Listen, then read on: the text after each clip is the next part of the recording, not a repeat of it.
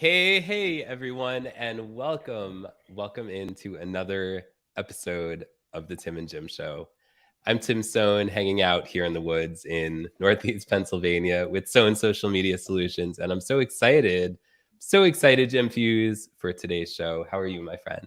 I am doing great. How about yourself? I'm doing great. I'm ready to roll. How about you? I'm How are I'm ready you? to roll. Do I need to talk about sports first? I think we got to get it out of the way. My Braves lost last night to the Red Sox, so I'm a little bit I'm sorry, under Jim. under the weather because of that. But hopefully today's a new day. You know, baseball they play every day like forever. Paul, do you follow any sports particularly? Yeah, well, I live on the East Coast, but I'm from Arizona, so I was up till 12:30 last night watching the Mavs and Suns, and Oh the my. Suns pulled it out to take a 3-2 lead. These 10 p.m. start Suns games. When I lived in DC at 25, didn't bother me at all. Now I'm in my early 40s. It's like I'm dragging to these things start at 10 o'clock, and it's just like my wife's in bed. I'm watching them in bed, whereas 15 years ago I'd be at a bar. No problem. And now it's like, gosh, like 12:30. How do I stay awake? And so I'm dragging a little bit after that today. But hey, the wins. I take the win. That's right. That's right. So today we're going to talk about how to build a community on social media. And so our guest, Paul Bradley, has been doing this stuff for at least 10 years. So that's like a long time. And he's done it with a lot of companies, and he's now got quite the role. He is the global community manager for Agora Pulse. And so we're so excited, Paul, that you could join us today. Had the chance to meet Paul in person. Can you believe we met in person Yeah. at Social Media Marketing World in San Diego? And really excited with what he's doing with the Agora Pulse teams. Our friend Deb Mitchell and Christine Gritmon, I think they're working directly with you, if I'm Yes. correct. Yeah, they were on the team. Yeah. Also. So And so Christine they're doing Gritman's some actually great in the stuff. comments right now. Oh no, is she Oh, commenting again? Who knows what she's doing? shout out to Christine Gritman Oh, well, she did say something nice, so we'll put it on screen. and So, everyone else who's watching. three of her faves. And so Paul, tell us a little bit about yourself, and how did you get involved in being like in this whole community space? Because it's really become big in general. It doesn't matter. I mean, you don't even necessarily have to be on a platform to have a community now. I mean, it's just become a big thing. Yeah, when it means a lot of things these days, and it's to those of us who were had the title of community manager 10 years ago, and nobody knew what it was or what it meant or what you were doing, or did you run some blog, and were you what exactly? How could you even explain yourself? It's wild to see what's happened in the industry today, and the jobs that people are getting, and the money people are getting, and the positions and teams that are coming through. From my perspective, it all kind of started with a accident, as so many things do. We talk about how people get into social media. People get in, like, particularly if you're over 30, you got into social media, but you started with something else, right? And everybody has a cool story. In community, it's the same thing. In my case, I was a communications guy. I had a job at a DC PAC consulting firm in the recession, and I got laid off, like so many did.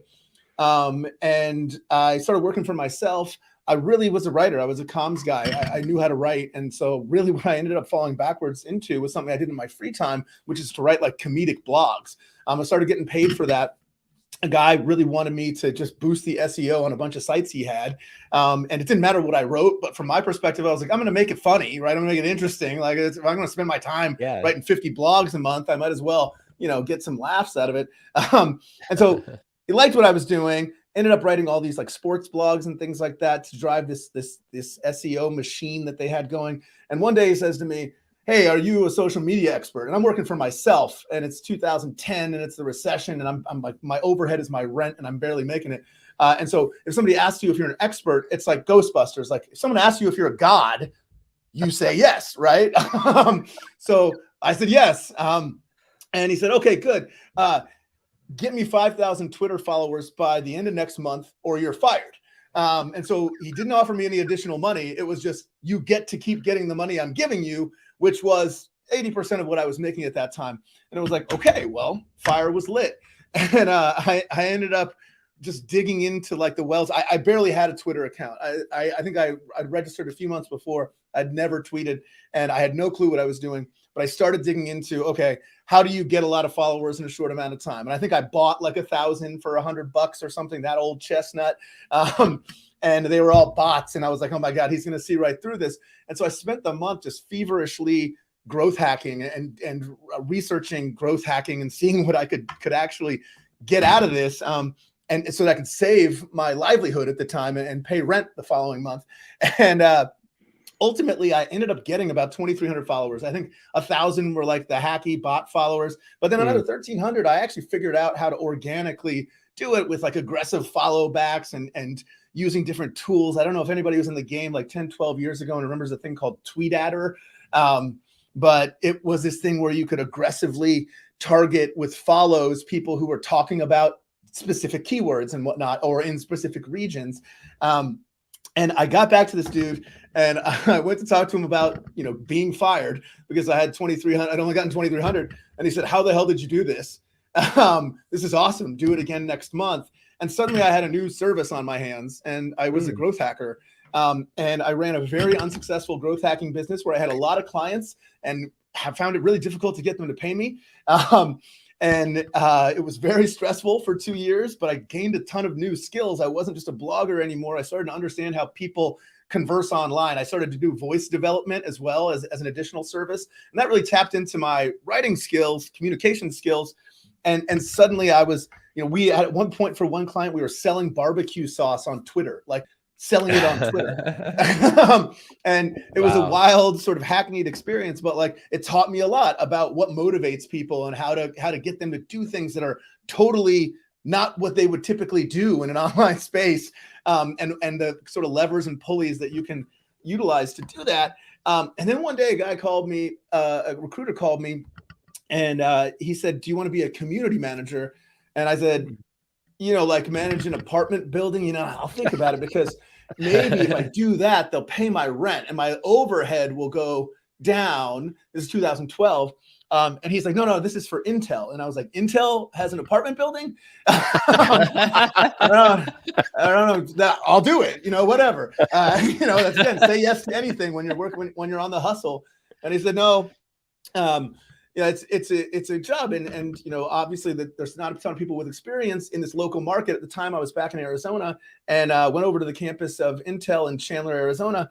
And they signed me up. They hired me. I started the next week as a contractor and I was a community manager. And as I indoctrinated myself into what that is and what a support community for a major brand does and how it can actually be like a fun thing that helps people and you can build up micro communities and macro communities where people are actually not just getting support for some Intel product or some ADP product. I later go to ADP, but actually making friends, networking, building their careers. I just became addicted. And like I said, I transitioned on to ADP in 2013, ran that program for 4 years, brief stint at MicroStrategy, and then ran a team, was really fortunate to run such an amazing team at Higher Logic that worked with the IBM community, the flagship community for IBM. We consulted on that for 3 years.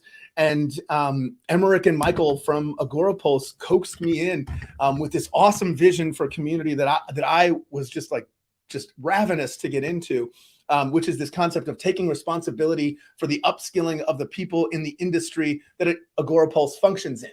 And so just to sort of like outro, and we're going to try to help you educate. We're going to help people who are interested in this industry. We're going to create people who are interested in this industry and really kind of like service it. So it's just been a wild journey. It's 10, 12 years that all goes back to a moment in time where a guy asked me if I was a Twitter expert and I lied. That's amazing. And we're going to be talking about community, but Paul, I love how you've done so many different things and it all goes to this idea of always be learning and always be evolving, right? Mm-hmm. Yeah.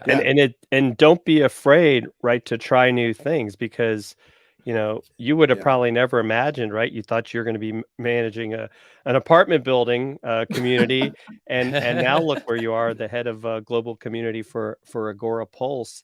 And I mean, so what a fascinating story of how you got involved in, right? Here's the other thing, Paul. You were working with big businesses. I mean, Intel's no small company. Mhm. And so really that seems like it was more of an internal community. Now you're working with Agora Pulse and the social media Pulse community, and this is more of, I guess it's a combination of, you probably got some B2Bs, some B2Cs, I guess maybe even like I'd say individual influencers that want to build their own communities. How have you found that transition? So, it's interesting because communities typically, first of all, most of the communities I've worked on have been actually public, visible to the public. We actually took the ADP community private after a certain amount of time because we wanted to get more engagement from people who felt they needed that. But largely, the communities I've worked on have been public and not totally internal. But again, they're only of interest to the people who are using that product. I did see a bit of a skewed use case when we worked with IBM from the traditional support model, which is where I'd worked primarily. They had kind of a marketing community, and they were basically proving out that people who use the community were more likely to become an IBM customer in the end, which in most cases with corporate community, you're dealing with people who are already customers. And so got some experience there with that and found it to be very interesting. And then in the case of Agora Pulse, it's this idea that we built a freestanding community, much as you would for support or a marketing initiative at a company. It's just not tied to supporting our product or our product at all, really. Mm-hmm. And so in this use case, yeah, we're trying to speak to, like you mentioned, influencers, agency owners, freelancers, people who are working on brand teams, people who are leading brand teams, because we're trying to provide something to them that actually is a value in a way where when they're not on the community, they're thinking about, hey, I got to get back there because I actually learned something that helped me do my job that day. And so with community, I think whether you're building it on a freestanding site, whether you're building it on Facebook, whether you're building it on Twitter, selling barbecue sauce, what you need to do is give people kind of that FOMO, give people that thought of like, and it needs to be tied to getting through their day, right? And making them feel like, oh man, if I don't get to Twitter today, I'm going to lose out on that barbecue sauce deal, right? And in this case, it's a little bit more straightforward, which is, I need to get back to social media polls because there's a blog there that's going to help me understand this new bit of social media news, or it's going to help me understand how to do organic Facebook better. And so that we really want to create something that magnetizes people in to think, I need this to be better at my job, to make more money, to get a better job. And then eventually it's going to be like a job generation machine. So not to be too much about what we're doing specifically, I just think about it constantly because that's where my head is. Oh, yeah. But to your question of like, what do you see with these different use cases? That's what everybody ought to be thinking about when they're building community, is have a really intentful audience idea, like who you want your audience to be, and then let them tell you what they want out of it, what they want out of you, what value you can provide them. Don't start by saying, I'm going to give them this, right? Ask them and then align that with what you're capable to give. And Awesome. So I see people out there building communities on occasion without that intent. And so that's what I try to tell people is, if they come to me and say, how do I do this? I say, you've got to have more of a plan. You can't just open it up and say, hey, come in here, or hey, pay me $7 a month and I'm interesting. You've got to really think about the other end, what's interesting to those people, and then be that. Awesome. So Tim, you want to ask, we've got this question that we'd come up with because Paul really gave us everything about what got him started. So let's go with this next question, Tim. Sure. So Paul, what should a business or influencer consider before they start a community? Yeah, I think that goes back to what I already said. This happens, I just ramble and I cover things. But what you should consider is what people, the audience that you want to serve, what they want, right? Like ask them. Go and Michael, my boss at Michael Angeletta at Agora Pulse, articulated this in the best way ever when I started doing my discovery for this community. When you do discovery, you're looking for people to give you answers over and over, right? You interview as many people until you start getting the same answers from everyone.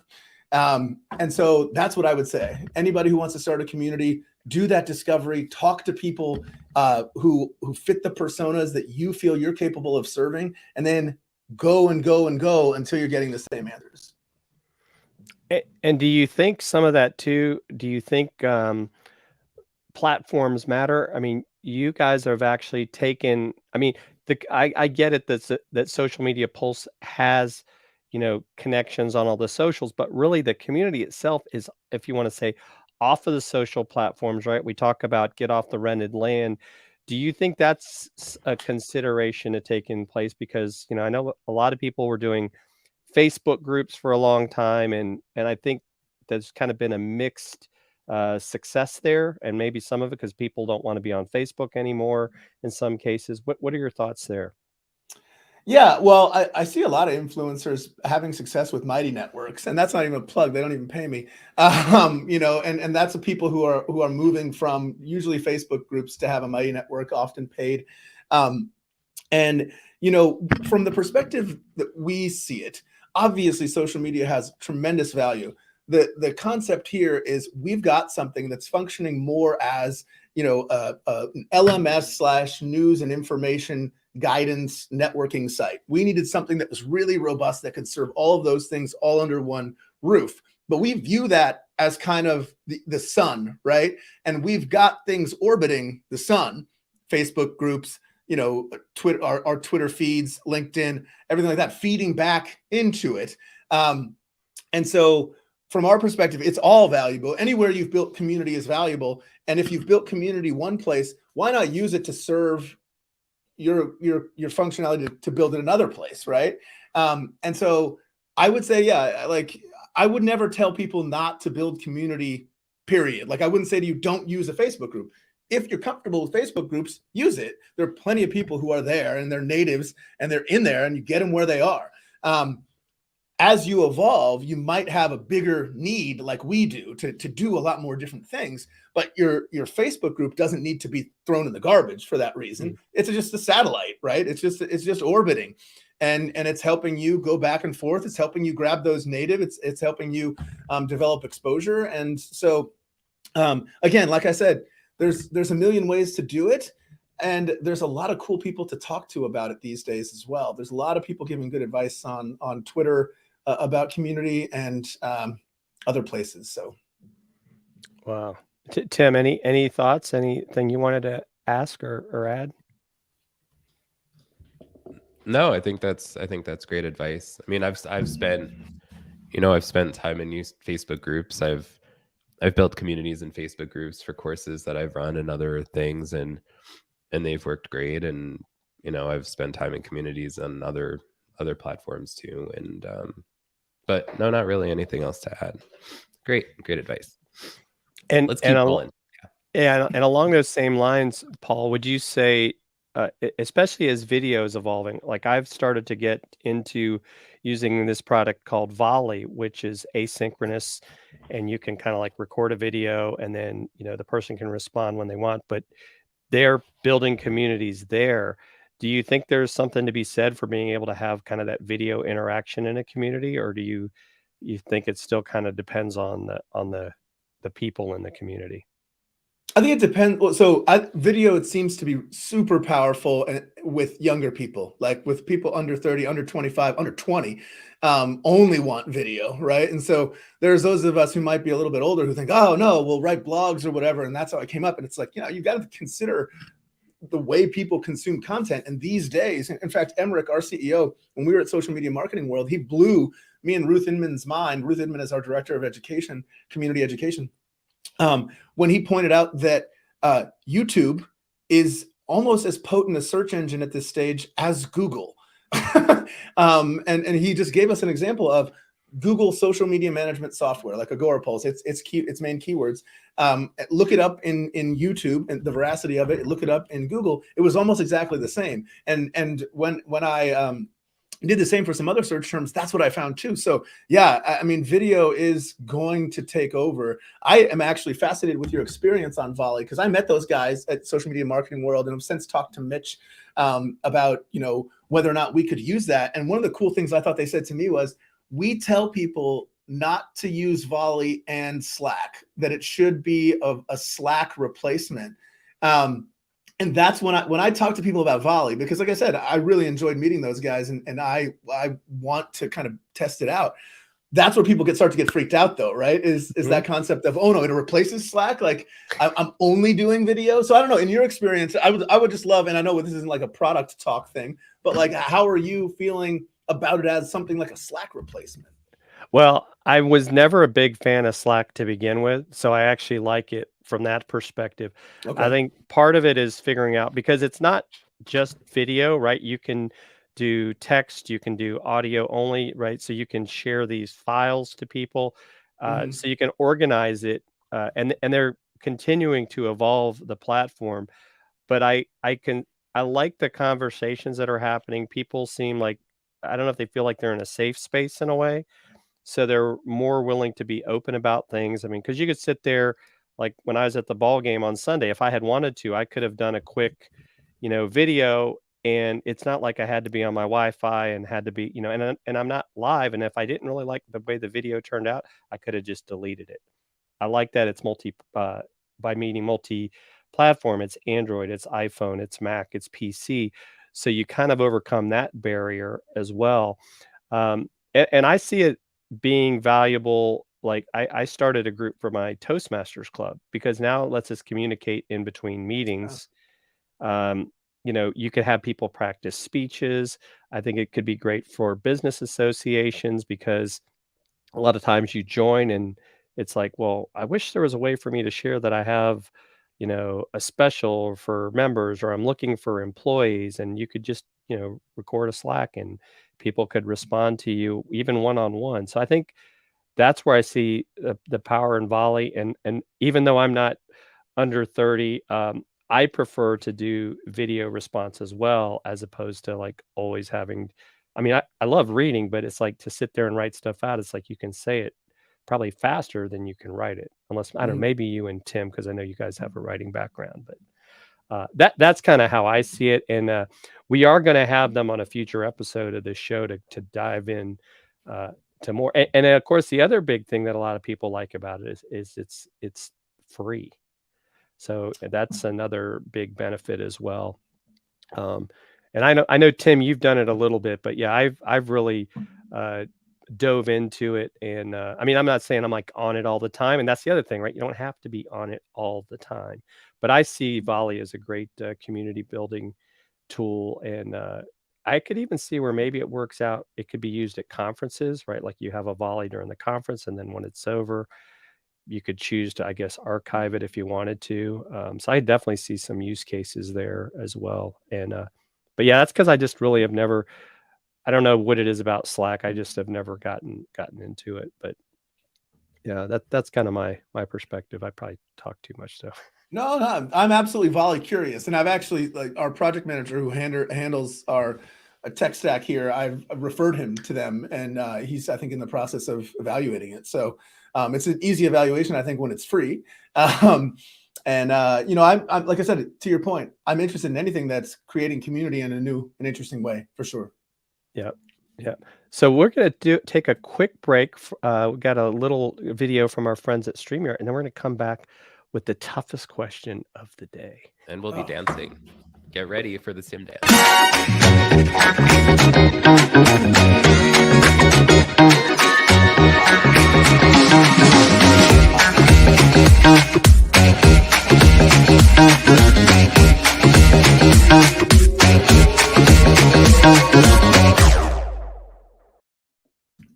And welcome back. We are back on the Tim and Jim show, doing the Tim Dance. And Paul, you're a pro right from the start. Yeah. Go Paul. Yeah. Go Jim. Welcome back. We're here with Paul Bradley talking all about community. And thank you all for being here. We see you. Rob Statham, you're here. You have so many amazing comments about video. Christine Gritman is here with Agora Pulse. I know Deb Mitchell is here. Russ Hedge is here. And others. Thank you all for showing up today. We appreciate you, as well as Paul Bradley and Jim Fuse and all the people, whether you're here live or on the replay. Jim Fuse, where do we go from here with this conversation? I hear there's a tricky question coming up. Well, I think actually for Paul it's a softball, but for you and I it Oh, would be tough. But ooh, what okay. are some tips to help manage a community successfully? Because it's one thing to have a community, but it's another thing to do it successfully. Yeah, well, I think that most people know what to do when they jump into a community that's already successful. And so it's really about launch, right? Like that's the thing, that's the nut that everybody's always trying to crack. Um, and so fortuitous that Christine Gritman is here because she has taken this on for us, which is at the beginning, you need to have a ton of content, right? Like when we're talking about getting that stuff out there so that people, when they're away from the community, think, I got to get back over there because I need to learn about that thing that's going to help me get through the day. That is to me kind of the way that you get started, is give people a ton of content. I mentioned this actually on a show yesterday with Doreen, which is that when you're starting out, you should be providing 90% of the content in your community, because people are like a kind of a wild animal that you're trying to coax to take some food from you. They're very like suspicious of adopting things that they don't understand. And you know, I even bring up that like, they're like, well, are you worried about getting social media? And I'm like, I'm less worried about getting social media people over because they adopt new stuff all the time. Somebody's showing me Be Real the other day. I think I'm way too old for that. It went through my whole Google contacts and only 2 people were on there. So I don't think I belong there. But you know, you need to have stuff that makes people curious. You need to have people who are curious. If you function in a curious way and you're out there getting a wide array of interesting things that help people get through their day, that's going to create community, because you're showing the care in people, that the care comes from curiosity. The care comes from empathy. And so you'll hear community people talk all the time. We drop the word empathy. And it's very, very well worn in the industry, but it's so true. And I always tack curiosity onto that as well. So be curious, be empathetic, think about the point of view of the person that you want to serve, and the multi-dimensional points of view of all the people you want to serve. There's not just one thing. So when you're managing community and you think, you know, I think this about something, throw that away. What you think is one person's opinion, and there are a myriad opinions across the spectrum that you need to be kind of accounting for. And so in that case, would you almost say maybe you throw it out as like, what do you think of X, and not in a sense maybe give your view right away and turn it into more of a conversation so you get more engagement on these topics? Is that how you would approach something like that? Absolutely. And Deb Mitchell is a master at that. Good thing she's here. If you watch her function in Facebook groups or on social media post community, that's the kind of conversations that she starts. And it's really cool. You know, like bring people in, put them in a position to engage with something that anybody could answer, right? Ask a question that anyone's going to have an answer to. What's your favorite band? Something like that. You know, I mean, obviously sometimes you're not pushing towards personal answers, but like, you know, what's your favorite piece of software? What's the best advice you ever got? You know, what's the thing that most helped your career? People want to hear those things, and everybody has at least one thing they can share there. So it's a good way to start. Love that. Love that. Tim, you have any thoughts on that? Love those tips. Love those tips. Love community. And I mean, I would say just make sure that people in your community are seen and heard, right? Make sure they're seen and heard and valued. And yeah. How do you guys approach that, Paul, as far as having people in the community seen and heard? That's a great point, Tim. Yeah, well, I mean, we're working to engage the folks that come. We're developing right now a recognition program. So whether that's to bring people into something that Deb's working on called the Community Crew right now, we have like the monthly, like the monthly featured user, like user of the month. And then we'll roll out nuanced recognition features as time goes on. The way that I approach community is you want to get it out, you want it to be good, and then you want to keep doing upgrades, right? And so we've got all kinds of little upgrades coming, and a big part of that is recognition, and making sure that the people who have, you know, contributed to our success with their own blood, sweat, and tears, that that they gave to us of their own accord, that we really let them know we are so grateful for that. That's an ongoing job. Awesome. In fact, speaking of community, Paul, we actually have the ability for people to join your community for free, right? Another That's free thing. right. So we've given out 2 free things today. Volley is free. Yeah. Social Media Pulse is free. Tell us a little bit more about the Social Media Pulse community, Yeah. just so everyone knows what they get when they join for free. Yeah, so if you were familiar with the social media manager school that Andrew Vall and Phyllis Kerr ran for years, we Agorapulse purchased that a couple of years ago, and we repurposed it into this community offering. So that's one thing that I think when you're talking about the free piece is hugely valuable, because that used to cost around $1,000. Now it's free. Its courses have been updated. There are 7 awesome courses in there right now that you can get access to simply by signing up. It's behind a login wall, but it's not behind a paywall. So if you go to socialmediapulse.community, click on courses, head over there, create an account, log in. You can take these awesome courses that have been the core of the social media manager school and now beyond, because like I said, Dr. Ruth Inman is on our team, and she's worked. Phyllis is working with us in a consultative capacity. We're still going to be building community around this stuff. We're still answering questions in the old Facebook groups and bringing those conversations to the community. So there's a big educational component to what we're doing. And what we're going to be doing in 2.0 of Pulse Academy within Social Media Pulse is going to be super rad. I don't want to get too deep into it, but it's going to be amazing. And it's going to be a certification process that's going to be very valuable for people. And again, free. So you can get certified, get work in our community, all for free. And then of course there's the stuff that Deb and Christine do, which is providing like building conversations, like I mentioned, proactive content. When we were in discovery, people told us, I need a source of authority. I don't know who to trust when it comes to social media news, when it comes to social media insights, when it comes to, how I should be using this new platform or whatever. I really want people to kind of come in. I want somebody that I can trust to be there. And so we're seeing that as an opportunity. Community is all about trust. And so if we can, provide content that people know it's been vetted, they use it, it actually helps them build their business or more effectively serve customers, clients, their teams, then that's how we build trust. And so that element of it is there.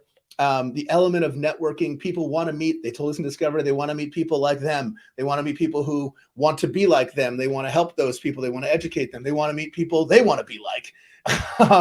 So we have mastermind groups in there that are currently functioning in a forum capacity, but Deb's going to build those out into like micro meetups, actual masterminds as things go on, and build community that way. And so it's just a lot of exciting stuff. I ramble about this for forever and ever, but and it's repetitive for me because I probably do this once a day with somebody to tell them what it's all about.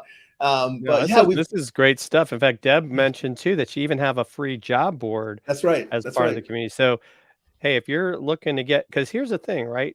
Think about what Paul just said. Get into the Social Media Pulse community, get yourself educated. This could lead to, maybe it starts out as a part-time thing. Maybe you're looking for some change. And, I think a lot of us, whether you want to call it a pro or con, have been able to work remotely. And a lot of these companies now are remote. So it's not like you're necessarily going to have to pick up and move if you can work on some of this skill set. So I think that's great that you and the team are doing this. Yeah, one of the core personas that we're working to serve is people who want to do a career pivot, to your point. And that's been a big thing driving the Social Media Manager School for years. And we continue that legacy and really are focused on giving people the tools to improve their career, get the better job, make more money, and be better. So be better. You're already good. I just mean in your career. That's right. Be better. Tim the Terminator, what are your thoughts? Have you joined the community, Tim? I haven't yet, but I'm going to join today. All right, you better, because I joined before they launched, so it was nice. Of course you did. Launch. Are you saying I'm an early adopter, Tim? Yes, you are always an early adopter. Yeah, and I'm also sometimes an early kicker outer, like that CH thing. I'm on there, but I'm not anymore really because I don't have time for Clubhouse. I'd rather do other things. But there you go. because and I think that going back to our volley conversation, because volley is asynchronous, right? It's kind of like the whole Marco Polo thing, and I've heard Marco Polo people coming over to Volley is I can do it on my time. The problem I've always had with Clubhouse is like, oh, I gotta sit there and listen to it while I'm trying to do something else. I mean, I can listen to a podcast when I want to listen to something. And so I think that's part of the challenge of the social audio space, I think, is being able to find the time to listen to these things.